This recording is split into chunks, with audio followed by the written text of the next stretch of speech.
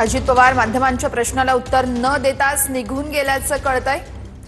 कालही अजितदादा माध्यमांना उत्तर न देताच निघून गेले आणि आज उपमुख्यमंत्री अजित पवार पुन्हा एकदा असंच त्यांनी केलेलं आहे। तर आता ते मुख्यमंत्री फडणवीसांच्या भेटीला गेल्याचं कळतंय।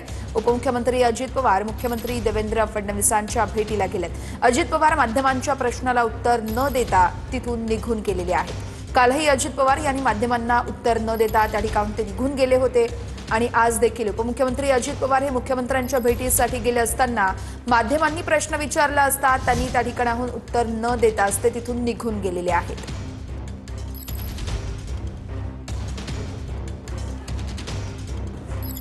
आपण ही दृश्य पाहतोय। माध्यमांनी प्रश्न विचारताच अजित पवार यांनी उत्तर न देता त्या ठिकाणाहून ते निघून गेलेले आहेत। उपमुख्यमंत्री अजित पवार हे मुख्यमंत्री फडणवीसांच्या भेटीला गेलेले आहेत।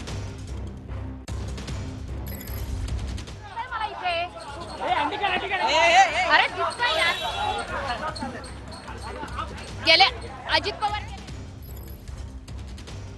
तर आपण ही दृश्य बघितली। अजित पवार यांनी माध्यमांच्या प्रश्नाला उत्तर न देताच तिथून ते निघून गेलेले आहेत आणि आता मुख्यमंत्र्यांच्या भेटीसाठी ते गेल्याचं कळतंय। मुख्यमंत्र्यांसोबत नेमकी कोणत्या विषयांवरती चर्चा होती हे बघणं अतिशय महत्त्वाचं असणार आहे। अजित पवार माध्यमांच्या प्रश्नाला उत्तर न देताच निघून गेल्याची ही दृश्य आपण बघू शकतो। अजित पवार आजही माध्यमांसोबत न बोलता निघून गेलेले आहेत।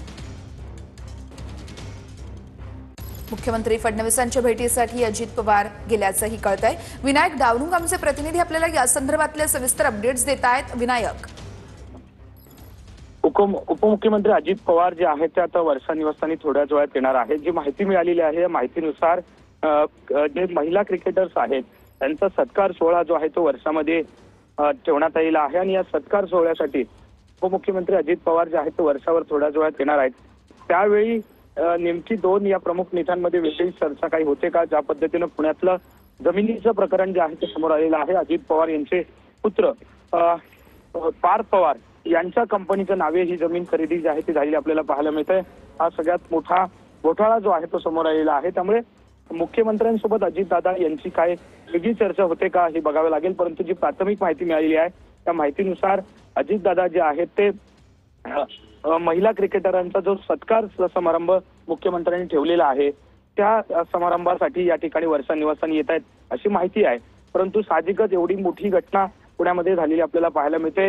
मोठा घोटाळा जो आहे तो समोर आलेला आपल्याला पाहायला मिळतो आणि त्यामुळे